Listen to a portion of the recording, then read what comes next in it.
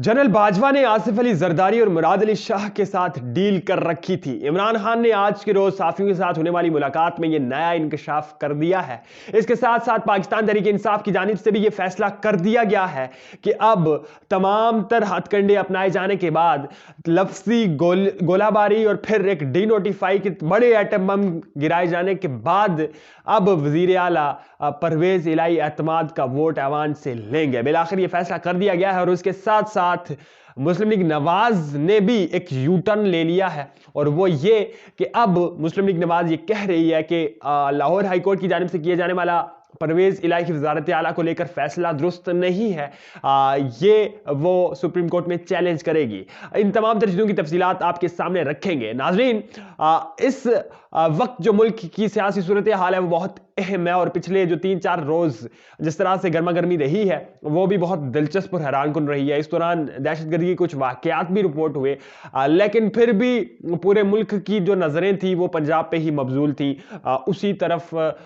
तवज्जो थी, उसी तरफ देखा जा रहा था कि आखिर क्या कुछ वहां से होने वाला है। आज के रोज इमरान खान ने सहाफियों के साथ मुलाकात की और उस मुलाकात में एक मरतबा फिर से जनरल बाजवा पे हमला कर दिया है। हमला ऐसा कि जनरल बाजवा के बारे में उन्होंने फिर से वो तमाम तर बातें करना शुरू कर दी है जो कि सिलसिलावार वो पिछले कुछ अरसे से, जब से ही जनरल बाजवा रिटायर्ड हुए हैं, उनके बारे में वो इंकशाफात और एतराफात सामने ला रहे हैं। आज के रोज उन्होंने ये कहा, सीनियर साफी जिनमें सोहेल वड़ाइच और दीगर लोग शामिल थे, बरमला तौर पर इमरान खान ने यह कहा कि जनरल बाजवा की मादद के साथ आसिफ अली जरदारी और मुराद अली शाह के साथ डील चल रही थी। अगर ये आर्मी चीफ ना होता, इनकी जगह कोई और आर्मी चीफ होता तो हमारी कारकर्दगी बहुत बेहतर होती। इस शख्सियत की वजह से हम कोई खातरख्वाह कारकर्दगी, कोई खातरख्वाह अपनी तरक्की नहीं दिखा सके हुकूमत में। और सबसे बड़ी वजह किसी भी मुल्क की, जिस तरह से वो बयान कर रहे होते हैं कि करप्शन होती है, किसी भी मुल्क के तरक्की पजीर होने की, किसी भी मुल्क के डिस्टेबलाइज होने की जो सबसे बड़ी वजह इमरान खान बयान कर रहे होते हैं वो करप्शन होती है। और डेफिनेटली इमरान खान ये समझते हैं कि जनरल बाजवा ने उन तमाम तर करप्ट लोगों को बचाकर ना सिर्फ मुल्क अपने साथ बल्कि इस मुल्क के साथ, इस कौम के साथ भी बहुत बड़ी ज्यादती की है, जिसका खमियाजा अब भुगता जा रहा है। आज की रोज ही उन्होंने ये पेशन गोई भी कर दी है कि जो इंतखाबात हैं वो अप्रैल और मार्च में होते हुए नजर आ रहे हैं। इमरान खान ने तो ये कह दिया है, लेकिन यहाँ पे सवाल बहुत जरूरी है। जाहिर है इमरान खान जैसी शख्सियत जब ऐसी कोई बात कर रही है तो क्या उन्हें किसी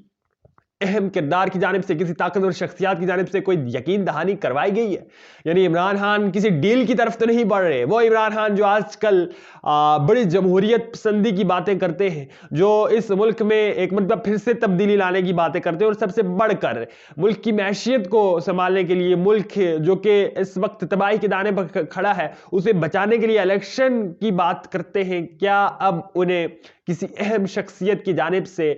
कोई श्योरिटी तो नहीं दी गई, जिसकी बुनियाद पे वो आज ये कह रहे हैं कि 23 मार्च के साथ मार्च या अप्रैल में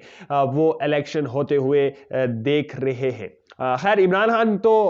वक्त गुजरने के साथ साथ खतरनाक से खतरनाक तरीन और फिर बहुत ज़्यादा खतरनाक हो गए हैं। अब वो जनरल बाजवा के बारे में बात करते हैं। बहरहाल खुशाइन बात यह है कि वो मौजूदा सेटअप पे इस वक्त तक किसी किस्म का कोई कमेंट पास नहीं कर रहे हैं। चीफ सेक्रेटरी को लेकर एक बहुत बड़ी कंट्रोवर्सी जन्म ले चुकी थी। इवन आज के रोज होने वाले पंजाब असेंबली की सेशन में बाकायदा तौर पर मियां असलम ने बहुत बड़ी तकरीर की, जिसमें उन्होंने इदारों की जानिब इशारतन बातें की और बहुत सख्त बातें की। बरमला उन्होंने कहा कि अगर आप इस मुल्क में जमहूरियत चाहते हैं तो फिर जमहूरियत की जो सुप्रीमेसी है उसे कायम रहने दें, और अगर आप आमरीत चाहते हैं तो फिर बरमला ऐलान कर दीजिए कि ये आमरीत है, इस मुल्क के लोगों का जीना मरना आमरीत में होगा। इन तमाम तर बातों की जो बुनियादी वजह थी वो सवाल उठा रहे थे चीफ सेक्रेटरी के हवाले से। यानी कि 22 दिसंबर की रात को तहरीक इंसाफ और दीगर लोग ये समझते हैं कि चीफ सेक्रेटरी की जानिब से जो दस्तखत किए गए थे नोटिफिकेशन पे, जो नोटिफिकेशन जारी किया गया था परवेज इलाही को डी नोटिफाई करने का, वो चीफ सेक्रेटरी की जानिब से जारी किया गया था। और बहुत सारे लोगों का यह ख्याल था और बहुत ज्यादा इस मामले को लेकर चेम गोई हो रही थी कि ये नोटिफिकेशन چیف سیکرٹری کو یرغمال بنا کر ان سے زبردستی کروایا گیا ہے، اور پچھلے کچھ دنوں سے یہ بات بہت زیادہ ڈسکشن میں رہی ہے، لیکن اب جا کر یہ معاملہ بھی سامنے آیا ہے اور کچھ ذرائع یہ دعویٰ کر رہے ہیں کہ چیف سیکرٹری نے نوٹیفیکیشن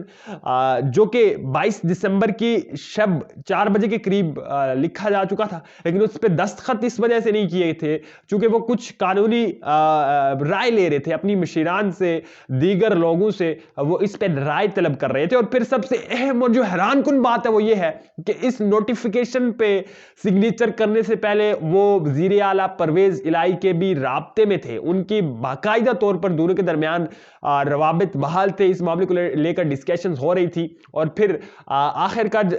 چیف سیکرٹری نے رات کے 12 ساڑھے 12 بجے کے قریب جو ہے اس پہ دستخط کیے تھے۔ یہ جو تاثر دیا جا رہا تھا کہ ایک مرتبہ پھر سے جو اعلان نیوٹرلٹی کے حوالے سے کیا گیا تھا اسے لے کر کچھ خدشات، کچھ تحفظات پیدا ہو چکے ہیں، اس کی اب یہ نفی ہو رہی ہے، اور اس کی نفی خود چیف سیکرٹری کے قریبی ذرائع کر رہے ہیں، یعنی کہ یہ کہنا ٹھیک اس وقت میں کہ پرویز الہی کے وہ باقاعدہ طور پہ رابطے میں تھے، اور ان کے ساتھ ساتھ وہ گورنر کے بھی رابطے میں تھے، اور انہوں نے جس معاملے کو قانونی پہلو سے درست سمجھا اس پہ عمل کرتے ہوئے انہوں نے اس پہ دستخط کر دیے تھے۔ برکیف اب جا کر یہ ایک سچ تو سامنے آ چکا ہے کہ عمران خان اور پاکستان تحریک انصاف، کاف لیگ اور دیگر جتنے بھی لوگ اس معاملے کو لے کر ایک بڑا غلط تاثر دے رہے تھے وہ واقعی غلط اور جھوٹ ثابت ہو چکا ہے۔ ناظرین، آج کی اب مسلم لیگ نون بھی کچھ یو ٹرنز لینا شروع ہو گئی ہے۔ لاہور ہائی کورٹ کی جانب سے جو فیصلہ آیا تھا پرویز الہی کو ڈی نوٹیفائی کے حوالے سے، اس معاملے کو لے کر اب مسلم لیگ نواز نے یہ فیصلہ کیا ہے اپنے تمام تر اتحادیوں کو اعتماد میں لے کر کہ وہ سپریم کورٹ کا دروازہ کھٹکھٹائے گی۔ وہ یہ نہیں سمجھتے کہ ہائی کورٹ کی جانب سے، معزز عدالت کی جانب سے یہ درست فیصلہ کیا گیا تھا کہ پرویز الہی کو وزارت اعلیٰ پر دوبارہ بحال کیا جاتا ہے۔ یعنی کہ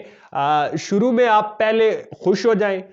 بیانات بھی دے دیں، پھر یہ بھی کہہ دیں کہ ہم نے اور عمران خان نے، معذرت کے ساتھ ہم نے اور پرویز الہی نے دونوں نے مل کے گیم کی ہے، اور یہاں پر اگر کوئی نقصان ہوا ہے تو وہ صرف عمران خان کا ہوا ہے، اور پھر جب آپ کو علم ہو کہ نہیں جی نقصان تو کہیں نہ کہیں ہمارا ہی ہوا ہے، پھر آپ ایسا فیصلہ کرتے ہیں۔ اور ظاہر ہے جب چیزوں پہ غور و فکر نہ کی جائے، جب پراپرلی میٹرز پہ فوکس نہ کیا جائے تو پھر ڈیفینیٹلی اس طرح کے بیانات اور اس طرح کے فیصلے کیے جاتے ہیں۔ برکیف اب تو فیصلہ کر لیا گیا ہے سپریم کورٹ میں جانے کا مسلم لیگ نواز کی جانب سے، اور اس میں مزے کی بات یہ ہے کہ چودھری شجاعت بھی اس فیصلے میں شامل ہیں، متفق ہیں اپنے اتحادیوں کے کہ ہمیں ہائی کورٹ کا دروازہ کھٹکھٹانا چاہیے، اور چھوٹے بھائی کو وزارت اعلیٰ سے برخاست کرنے کے لیے جو ہے وہ انصاف کی طرف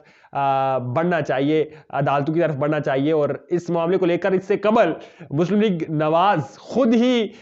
یہ اپیل کر چکی تھی معزز سپریم کورٹ سے کہ وہ سو موٹو لے،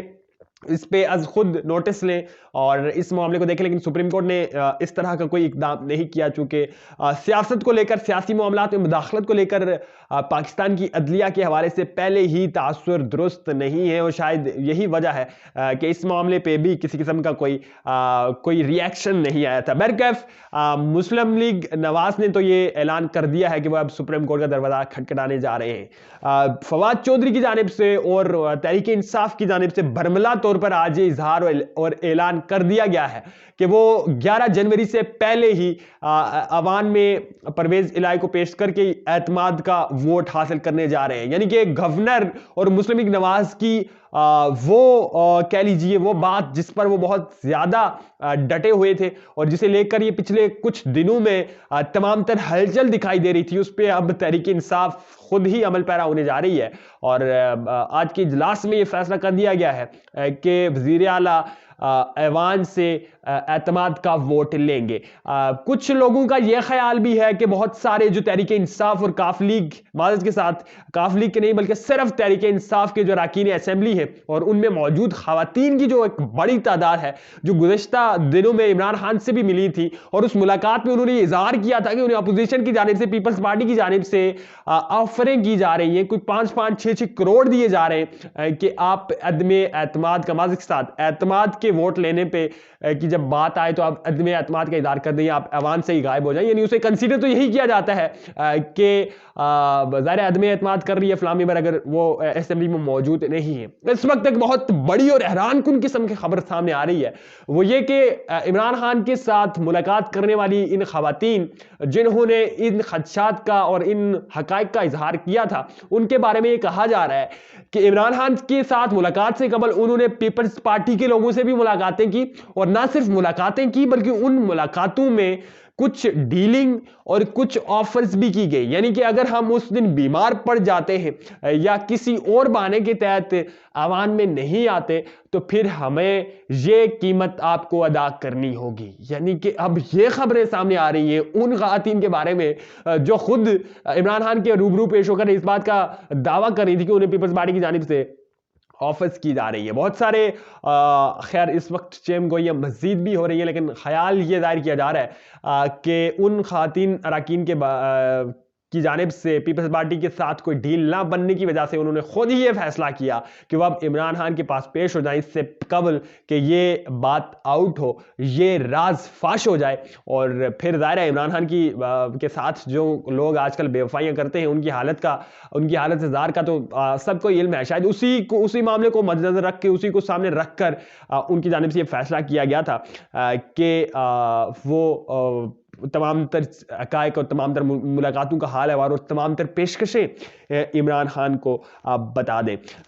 خیر یہ ہے کچھ آج کی اور اب تک کی اہم اور بڑی اپڈیٹس، اور سب سے افسوسناک جو معاملہ ہے، پاکستان ایک بحران سے نکلتا ہے تو دوسری بحرانی کیفیت اس کے سامنے کھڑی ہوتی ہے۔ 2019 میں جب کووڈ آیا تھا تو اس وقت کسی نہ کسی طرح سے سسٹین کر گئے تھے، اس میں ظاہر ہے پی ٹی آئی کی حکومت کا بھی ایک کردار تھا اور تمام تر اداروں کا اور تمام تر لوگوں کا کردار تھا کہ ملک اس دنیا کے بڑی بڑی معیشتیں جہاں پر سسٹین نہیں کر سکی تھی وہیں پہ پاکستان کر گیا تھا۔ لیکن اس وقت کووڈ کی ایک نئی لہر کا آنا، کووڈ کی ایک نئی قسم کا پاکستان میں آنے کا خدشہ ہے جو اس سے قبل چائنا میں پھیل چکی ہے، اور اس کے حوالے سے یہ چانسز لگ رہے ہیں اور یہ خدشات ظاہر کیے جا رہے ہیں کہ یہ آئندہ آنے والے وقت میں پاکستان میں بھی آ سکتی ہے۔ خیر اس ساری صورتحال میں دیکھنا یہ ہے کہ حکومت کیا کردار ادا کرتی ہے، کیا سیاست کو چھوڑ کر، کیا مفادات کو چھوڑ کر حقیقی معنوں میں عوام کی خدمت کے لیے، اس ملک کو، قوم کو بچانے کے لیے کوئی کردار ادا کرتی ہے، یا گزشتہ دنوں کی طرح صرف اپنے مفادات کی خاطر، اپنے آپ کی خاطر اس اسلام آباد میں بنیادی جمہوریتوں کے نظام کے خاتمے کے لیے عوام میں پیش ہو کر ووٹ دینے جیسے عوامل کی طرف ہی بڑھتی رہے گی۔